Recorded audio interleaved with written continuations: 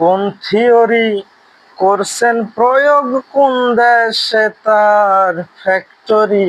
হায়রে কোন থিওরি করছেন প্রয়োগ, কোন দেশে তার ফ্যাক্টরি?